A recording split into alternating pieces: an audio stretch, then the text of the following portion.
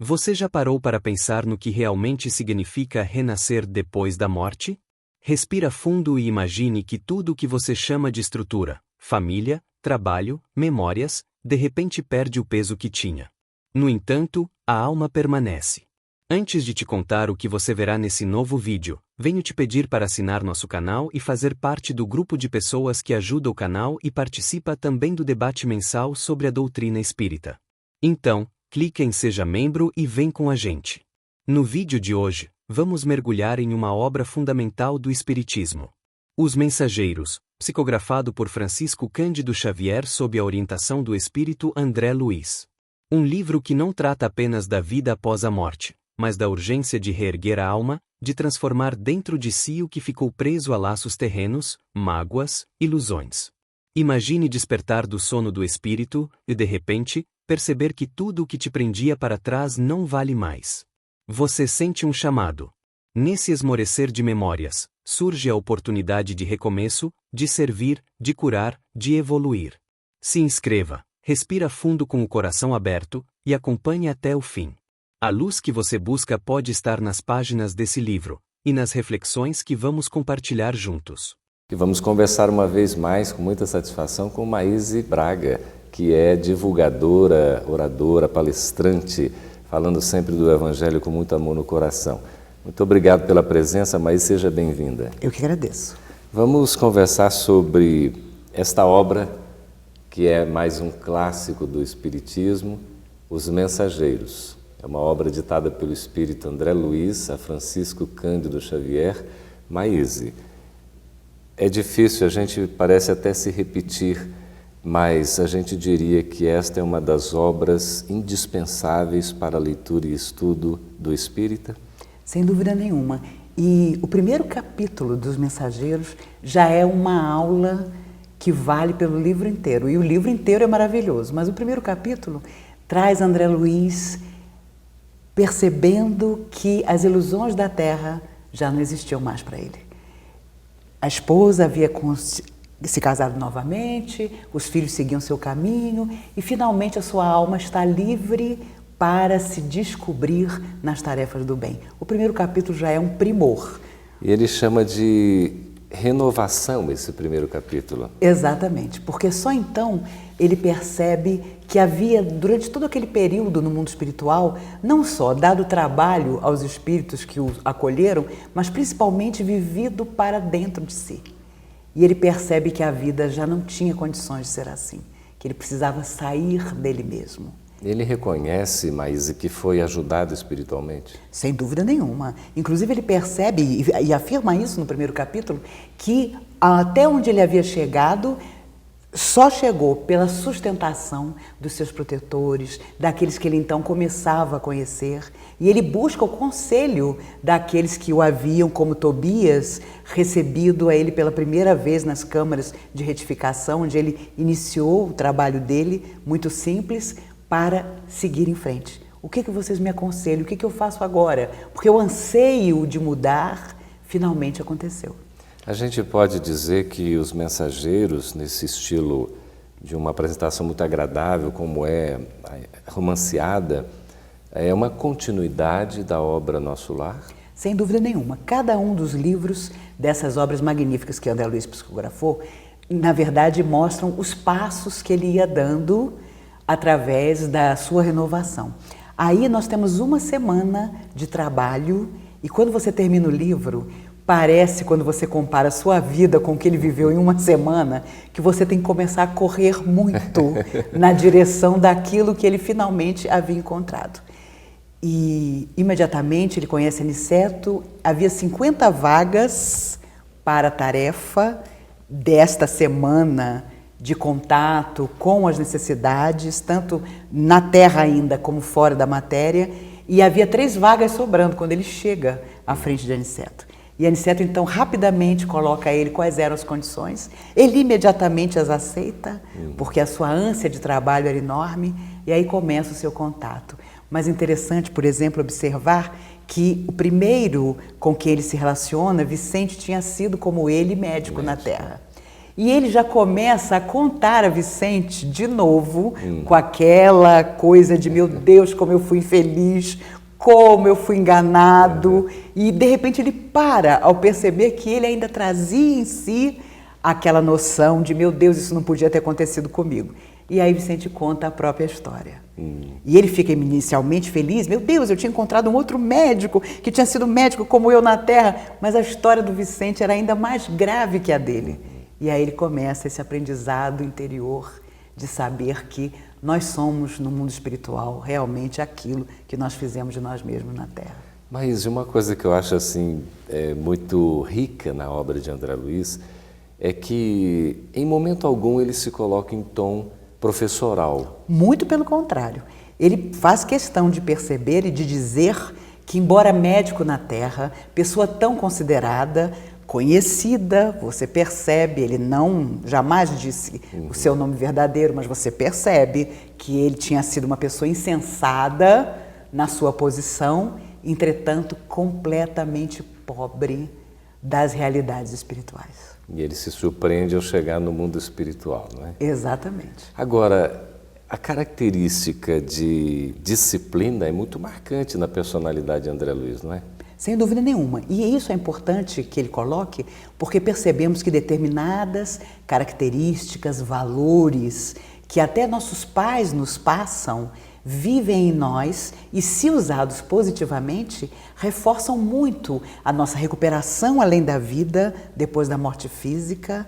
Os espíritos algumas vezes me contaram de militares que conheci na Terra e que sofreram muito com enfermidades longas, que, no entanto, fora da matéria após a morte física, rapidamente se recuperaram no sentido da disciplina que durante toda a vida haviam tido. Como é importante, né? Sem dúvida, determinadas características nobres que nós vamos alimentando na Terra nos serão de grande utilidade até para se recomeçar fora do corpo físico. É isso que é verdadeira propriedade, não é? Exatamente. Aquilo que ladrão nenhum pode roubar. Vai conosco onde nós formos, É verdade, é verdade.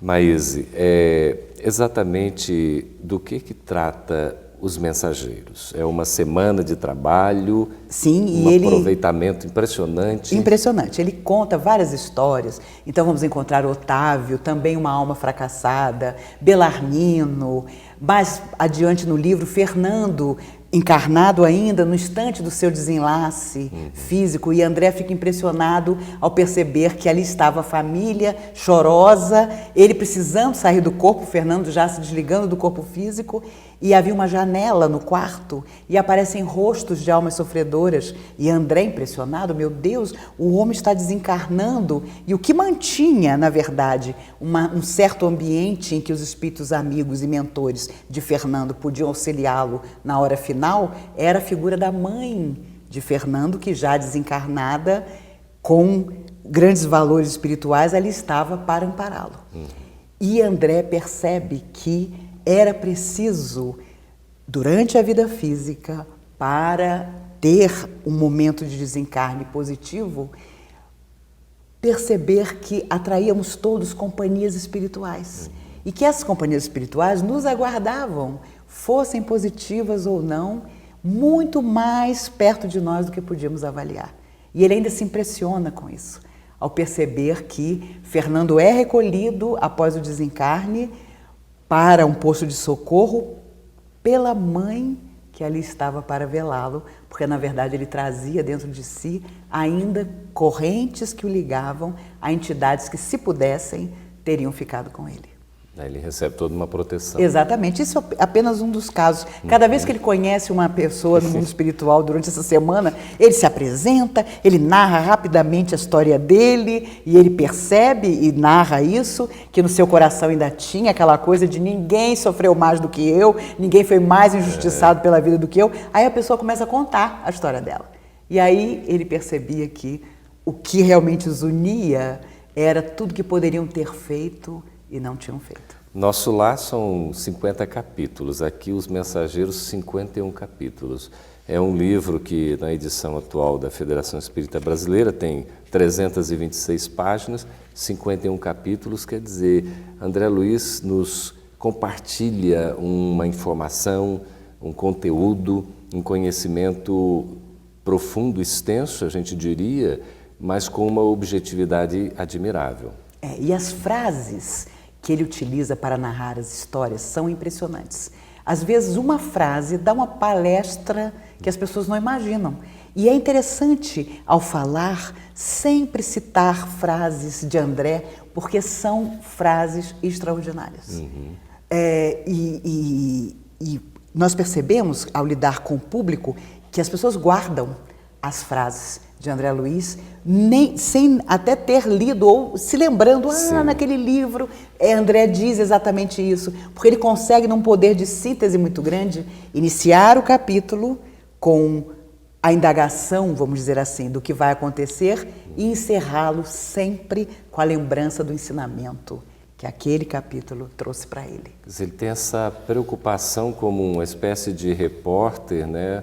Ao mesmo tempo relatando as suas vivências, mas a preocupação com a elevação, sempre um cunho educativo. Exatamente. Ainda na semana passada tive a oportunidade de conversar com amigos católicos e até com algumas pessoas que eu estava conhecendo naquele dia, e eu fiquei impressionada com o conhecimento que as pessoas tinham da obra de André Luiz, e me chamou a atenção o impressionar deles pelo relato das coisas que acontecem além da morte física. Interessante, né?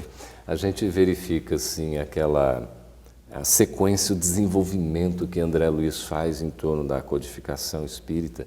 Ele é muito centrado, né, Maíse? Exatamente. Eu acho que hoje, claro, nós estamos já em 2015, ainda é impactante para quem chega estar em contato com as obras dele. Mas imagine isso quando os livros foram lançados, na década de 40. O prefácio desse livro é de 44.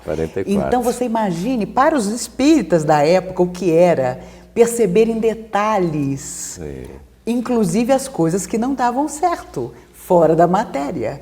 E o quanto o fato de perceberem que a responsabilidade ainda estava em suas mãos, para os encarnados que liam o livro, provocou situações com certeza difíceis, a ponto de Emmanuel, no prefácio, dizer: pode ser que vocês, ele diz em outras palavras, mas diz, não estejam aceitando muito bem essas verdades, mas elas precisam ser colocadas, porque é isso que existe fora da matéria. E é interessante porque vai nos tocar de perto, né? Quantos conteúdos, quantas experiências que de repente a gente comparando, não é, Maísa? São coisas que nós estamos vivenciando no dia a dia. É verdade. Eu mesma reencarnei em 57, então 13 anos antes dos mensageiros aparecerem aqui na Terra. E fico pensando, meu Deus, tomara que eu tenha lido ou que eu tenha tido contato com isso antes de vir, porque talvez eu seja de uma geração, e você também, Geraldo, em que nós não teremos nem desculpa de afirmar que foi nosso primeiro contato com as realidades espirituais, as obras que encontramos aqui na Terra de André Luiz. É a grande oportunidade que a gente tem renovada, o próprio primeiro capítulo aqui já nos chama essa renovação para a gente poder sempre crescer espiritualmente, aproveitando as oportunidades na presente existência. Estamos de volta com o programa Livros que Iluminam, conversando com Maíse Braga sobre a obra Os Mensageiros, uma obra ditada pelo espírito André Luiz ao médium Chico Xavier. Maíse, nós conversávamos sobre a participação de alguns personagens que André Luiz cita ao longo da obra. Como é interessante, ele vai encontrando essas pessoas, parece que são coisas casuais, mas a gente sabe que o acaso não existe, comenta, relata a respeito da experiência desses companheiros e nos traz, assim, ensinos fundamentais para a nossa vida. A gente poderia dizer, confirmando Manuel Filomeno de Miranda, na apresentação da obra Vida no Mundo Espiritual, estudo da obra de André Luiz, que o Espiritismo era um antes de André Luiz e depois dele é outro? Sem dúvida nenhuma. Principalmente porque os encarnados, ao lerem as obras, perceberam, meu Deus, o que eu estou fazendo, o que a doutrina espírita está fazendo em mim? E confesso a você que costumo às vezes comentar com as pessoas, se não está nos transformando em pessoas melhores, nada há de errado com ela, mas conosco. E acho que isso é fantástico perceber que essa transformação tem que existir. Ele tem em Vicente o amigo que inicialmente, pela afinidade de terem sido médicos na Terra, passa a apresentar a ele determinadas pessoas cujas histórias, com certeza, precisavam ser relatadas por André, a começar para o autoconhecimento dele mesmo. E você vê que ele encontra pessoas que, ao contrário dele, na Terra tinham tido religião, tinham sido inclusive espíritas, mas que no mundo espiritual chegaram fracassadas. E cada um conta então a sua experiência. Aqui, Maíse, nós temos essas experiências tão ricas quando cita o centro de mensageiros, não é? E aqui nós temos a presença de Aniceto. Sim. Ele vai fazer uma apresentação de um departamento, espécie de departamento na colônia Nosso Lar, que é voltada para a preparação de trabalhadores que teriam assim uma tarefa na Terra. Exatamente. E ele fala inclusive dos desencarnados, e André Luiz se inclui, que tinham que ter determinadas disciplinas para fazer parte da equipe. André, que encontra apenas 3 vagas quando chega lá, e eram 50, ele imediatamente se coloca e percebe que aquela semana era a semana de saber como funcionavam as pessoas desencarnadas que já eram trabalhadoras, tanto no mundo espiritual como em viagens à Terra, e ele faz as duas coisas, a hora do desencarne, o momento em que a pessoa é testada, mas ela tem uma tarefa e a espiritualidade então quer que ela permaneça na tarefa e imediatamente tenta chegar à pessoa. Ele percebe que os mensageiros significavam trabalhadores que incansavelmente queriam ajudar, mas principalmente modificar-se. E era essa a dupla intenção dele. E aí nós temos a preparação desses trabalhadores que vão retornar à carne, ou seja, vão reencarnar, vão ter uma nova oportunidade. E ele cita vários exemplos, notadamente no campo da mediunidade, não é? É verdade. Trabalhadores que vinham como médiuns, devidamente preparados, porque tiveram uma preparação no centro de mensageiros. Houve, assim, digamos, um endosso para essa encarnação acontecer. Sim. Mas, Maíse, parece que não aproveitaram bem a existência. É verdade. Os relatos iniciais de pessoas que ele conheceu eram de espíritos, todos que tinham saído de Nosso Lar, com todos os benefícios possíveis, com todas as promessas possíveis, mergulharam na carne e já estavam de retorno fracassados. E André deixa isso muito claro nos primeiros capítulos, quando conta a história, por exemplo, daquele que veio e começou a achar que, por que não cobrar? Por determinadas conversas, por determinadas receitas. E estamos falando de uma época em que a receita homeopática dentro da casa espírita era de todo dia. Era o Dr. Dias da Cruz, era o próprio Dr. Bezerra de Menezes, principalmente no Rio, São Paulo, em que havia realmente a coisa de você colocar o nome da pessoa e vir o remédio homeopático específico para aquela pessoa. Na minha infância, tomei muito remédio homeopático, aquelas bolinhas da homeopatia, porque minha avó realmente tirava essas orientações para nós no centro e vinha Dr. Dias da Cruz dando determinados remédios, e isso numa época em que a polícia ia até as casas espíritas para saber que eram esses espíritos, que receitas homeopáticas eram essas, né? Era uma época difícil. Mas André já relata pessoas que tinham retornado, na década de 40 já estavam de volta ao mundo espiritual, fracassadas na tarefa da mediunidade. E aí eles vão apresentar essas histórias, cada um conta o seu caso para André Luiz, como se fosse nos bate-papos, né, Maísa? Exatamente. Em que vão ali confabulando. Exatamente. E eles trazem as experiências, por vezes, até muito negativas, né?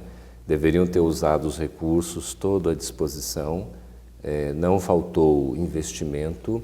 No entanto, eles, pelos relatos aqui, todos acabam retornando falidos. É verdade, inclusive todos dizem: André, você não tinha religião na Terra, mas nós sabíamos muito bem o que deveríamos ter feito, éramos espíritas, saímos daqui com toda uma programação de luz e retornamos no fracasso. Então André começa a perceber que a única justificativa que ele tinha é de que ele tinha sido um homem de ciência, um homem que não tinha dado tratos à bola em relação à religiosidade, mas encontra pessoas que tinham inclusive compromissos com o outro, com pessoas necessitadas, com almas carentes e que com certeza fecharam a porta para isso. Isso acontece ainda hoje, mas... Tenho certeza absoluta. E tenho certeza de que nós teremos menos justificativas ainda do que esses irmãos tiveram. Qual é a contribuição do Espiritismo para um bom desenvolvimento, uma boa prática da mediunidade? É você tornar-se uma pessoa melhor. Porque me lembro de uma frase de Dr. Bezerra de Menezes. Mediunidade com Jesus é serviço semelhante, já nos dá a ideia de que ela nos programa de forma diversa, positiva, tem que ser assim. E antigamente as pessoas se aproximavam por causa do fenômeno. Que mediunidade eu tenho? A minha adolescência é da época de que você escutava os orientadores do centro dizerem assim: olha, se você não desenvolver essa mediunidade, vai lhe aparecer uma doença e você vai morrer. Então a pessoa, às vezes, contra até a própria vontade, por medo, desenvolvia alguma coisa, porque, meu Deus, eu não posso deixar isso dentro de mim. Mas era muito mais que isso. Por isso eu digo que hoje, nós os espíritas de agora, teremos menos justificativas na pátria espiritual. Porque o conhecimento que já temos é de que tudo isso, essa doutrina extraordinária, não importa o nosso tempo em que chegamos lá, a idade que tínhamos, na verdade era principalmente para que construíssemos um novo ser em nós. Depois, a relação com o outro. Mas a relação com o outro é a ponte, né? É através do outro que nós vamos dar notícias de nós, sempre. No nosso caso, assim, essa questão da mediunidade está muito longe de ser uma missão, não é? Mas... Eu tenho certeza absoluta, embora fico preocupada quando as pessoas dizem: nossa, fulano tem uma mediunidade, fulano tem uma oratória, que dívidas fulano deve ter. Mais uma vez ouvi o Dr. Bezerra de Menezes dizer que também existe merecimento. Nós é que achamos que toda pessoa que se aproxima da doutrina e que de alguma forma, em algum momento se destaca, é um coitado de outra encarnação, que não tem outra saída, ele tem que fazer palestra até para as paredes, porque ele está resgatando. Acredito que haja resgate, sim, em todas as áreas da mediunidade, mas acho que há principalmente conhecer a si mesmo, dessa vez de forma decisiva, não definitiva, mas decisiva para a nossa melhora e, principalmente, saber que também houve um esforço de nossa parte, antes de virmos à Terra, em dizer que aquela ferramenta, no caso a mediunidade, e o convívio dentro da casa espírita, nos fariam ser, fora da casa espírita, alguém realmente melhor. Nesses casos, Maíse, que André Luiz relata, tanto da mediunidade em termos da fala, né, da psicofonia, como também do próprio esclarecimento, né, o chamado médium esclarecedor ou dialogador, e também o da cura, a gente percebe que ele faz o relato da experiência, o próprio personagem contando a sua história, mas sempre dá um tom de que poderia ter aproveitado melhor, poderia ter feito mais. Sem dúvida nenhuma, eu acho que isso é algo que todos nós vamos passar. De chegar do outro lado, olhar para trás e perceber que faltou a palavra, faltou um momento de silêncio, faltou um esforço maior em determinadas circunstâncias da nossa vida. E André Luiz coloca muito claro que, por exemplo, quando há cura, mesmo a cura física, que acontece muitas vezes em tratamentos dentro das casas espíritas, ao contrário do que se pensava antigamente, muito antigamente na doutrina espírita, não é você sentar-se à frente de um passista, não é você participar de um tratamento físico-espiritual sem que você nada precise fazer. Ele deixa claro que a espiritualidade tem os seus recursos. Quando ela está na Terra, ela busca recursos da natureza, onde ela vai buscar energias para sintonizar, para misturar com aquelas que são trazidas dos laboratórios do infinito, mas tem a terceira parte, que é quem vai receber. E quem vai receber, por muito tempo dentro da doutrina espírita, espertamente, sentiu-se isento da responsabilidade de ficar curado, da responsabilidade de mudar para melhor. Te acomodou. Bastava orientação, bastava o passe, toma passe que resolve, coisas que claramente, a começar pelas obras de André Luiz, percebemos que estávamos enganados.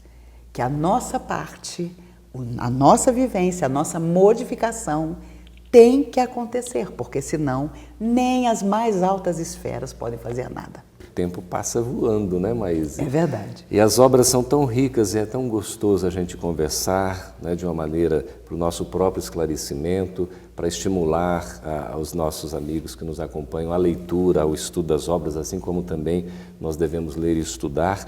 André Luiz trata de muitos assuntos em Os Mensageiros.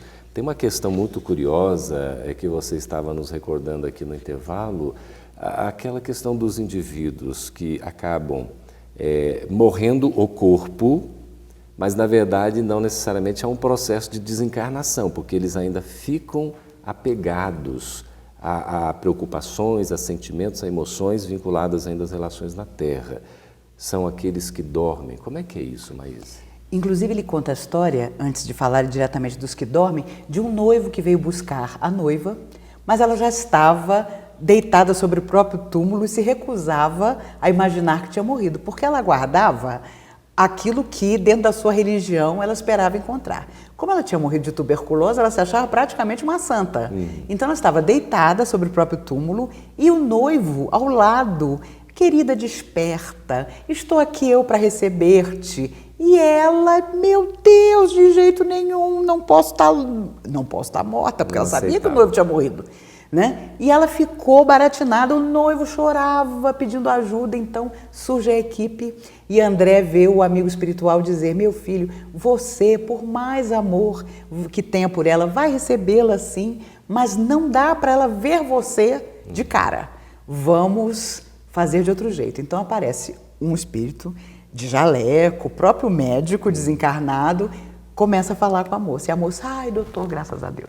Graças a Deus, eu sabia que alguém vinha me socorrer, eu sabia que essa doença não ia acabar comigo, até que ela, então, é adormecida e o noivo apaixonado vem buscá-la, recebe-a nos braços e a leva até um posto de socorro. Ela tinha sido uma pessoa boa, mas um pouco equivocada. E aí, André, ao perceber que o noivo teve permissão de levá-la, logo pergunta quais seriam as dificuldades dela, quando ela, enfim, despertasse e desse de cara com o noivo. E aí o espírito amigo diz que, na verdade, o bem que se faz na Terra nos defende. E ela tinha sido uma boa pessoa. Então, ela se recuperaria. Tinha méritos, né? Tinha méritos para ser socorrida como foi, levada pelo amor do noivo. E quando ela despertasse e visse que a beleza maior era que o noivo continuava esperando por ela, ela, enfim, seria feliz. Mas ele também narra aqueles que permanecem fora do corpo, dormindo. E ele cita muitas e muitas pessoas, eram verdadeiras enfermarias que se sucediam de pessoas adormecidas que, no entanto, tinham a mente em pesadelos. E ele tem permissão de auscultar a mente de uma mulher que havia matado o amante por não aceitar que ele permanecia ao lado da esposa. Ele implora ela para não morrer, ela o mata e imediatamente após o crime ela é completamente assediada pelas entidades que não a deixaram mais. E ali estava ela, já desencarnada, dormindo, mas com a mente envolvida nessa lembrança permanente do gesto terrível que havia tido feito. E André fica impressionado ao ver que ela recordava todos os lugares por onde tinha estado, os lugares onde ela tinha se escondido de si mesma, tanto dentro da matéria como fora dela. Estava tudo ali dentro. Tudo na mente dela. E ao sair daquele conluio que por momentos ele teve, ele fica exausto, impressionado. E entende por que eles tinham que ser, inclusive, alimentados. E cada um deles era alimentado energeticamente e alguns até por um alimento substancioso, na tentativa de que, tão materializados estavam, pudessem de alguma forma melhorar para então sair daquela situação. Impressionante, né, Maísa? A obra de André Luiz nos traz, assim, tantas coisas reais, tão palpáveis, objetivas, que às vezes a gente até nem acredita, não é? No início foi aquele impacto. É verdade. E a gente vê a naturalidade com que ele narra e como isso está muito próximo de nós. Tudo no sentido, por exemplo, esses que tinham esse sono e estavam ali numa condição ainda de ligados, né, às preocupações, verdadeiros pesadelos, estavam vivendo os seus próprios infernos, né? E ele deixa muito claro que nossa mente é máquina que tudo registra. Nós gravamos indelevelmente tudo. Jesus sabia disso tão bem que disse: o Pai vê o que faz em segredo. Isso, nós vamos voltar sempre para Jesus naquelas frases magníficas em que ele já nos falava a alma daquilo que só muito depois nós vamos começar a perceber. E André deixou muito claro, nós somos o fiel de tudo aquilo que nós fizemos. Eu me lembro do lobo mau reencarnado de Roque Jacinto. O lobo mau desencarnado jura que não fez nada daquilo, que não comeu a vovozinha, que tinha as melhores intenções do mundo, mas quando ele começa a contar a sua versão da vida que tinha tido, desatrela-se da sua cabeça um filme que ele não conseguia vencer. Não tem como esconder, né? Não tem como esconder, meu amigo. E nós ainda vivemos como se esse dia nunca fosse chegar. O que a gente aprende com tudo isso, Maíse? Que esse dia vai chegar, em que nós seremos convocados à nossa própria consciência e nos perguntarão o que nós fizemos do corpo físico que nos foi concedido, dos afetos, dos desafetos, da estrada que palmilhamos. E vão perguntar também se nós fomos felizes, além de fazer os outros felizes. Porque há quem diga: eu sou infelicíssimo, eu sou inconformado, mas eu não demonstro, eu não deixo transparecer. Isso é impossível. Está tudo ali dentro, acaba se revelando, né? E é isso que André Luiz mostra, que não há momento mais certo do que esse em que nos perguntarão o que foi feito e nós vamos relatar. E talvez seja complicado fazer a comparação entre aquele que mergulhou na carne, cheio de renovação, de bênção, de esperança, e aquele que retornou, muitas vezes trazendo parca contribuição para si mesmo. Maíse, a leitura das obras espíritas ajuda a gente a não ter esses pesadelos? Eu acho que nos faz pensar que tudo está dentro de nós. Vós sois deuses, afirmou Jesus. E acho que pensamos também sobre isso, sobre a questão de registrarmos tudo e de saber que somos as nossas emoções, aquilo que doamos ao outro, aquilo que recebemos do outro e que, se não for bom, deve ser canalizado positivamente, deve ser transformado positivamente. As pessoas se esquecem de que 24 horas do dia nós somos convocados espiritualmente aos nossos testemunhos, a sermos aquilo que acreditamos. Porque se houver dicotomia entre o que somos e aquilo que é teórico em nós, haverá algo muito errado. A gente pode afirmar que o conhecimento é importante, mas a prática é indispensável. É a prática que alimenta o nosso viver. Porque podemos ter toda a teoria do mundo e o espírita, então, é complicado, porque ele geralmente diz, de cada 10 livros de André Luiz, 9 já li. De cada obra psicografada, de cada 20, só falta uma. Ou seja, conhecimento tamanho e nenhuma transformação, pagaremos talvez caro por isso. Aqui André Luiz fala também sobre o pavor da morte. A gente tem medo da morte, Maíse? Eu acho que sim, porque até por questões de experiências, às vezes, de outras vidas.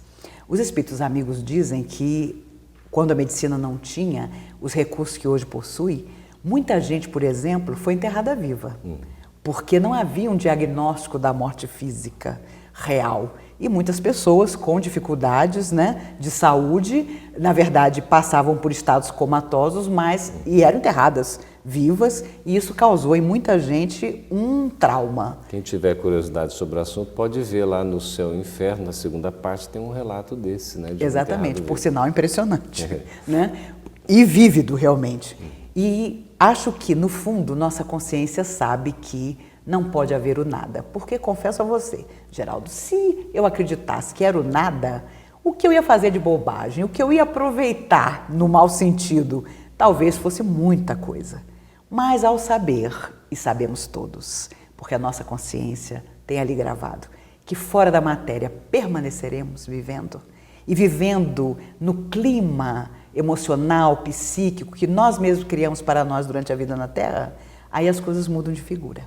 Me lembro de uma mensagem de Eurípides Bassanufo, Instruções Psicofônicas, em que ele termina dizendo: é preciso ser mais do que pó. Meu Deus, essa frase já define tudo, porque ele comenta na mensagem: entramos e saímos do corpo de carne sempre os mesmos, e isso não pode mais acontecer. E a mensagem é de 1952.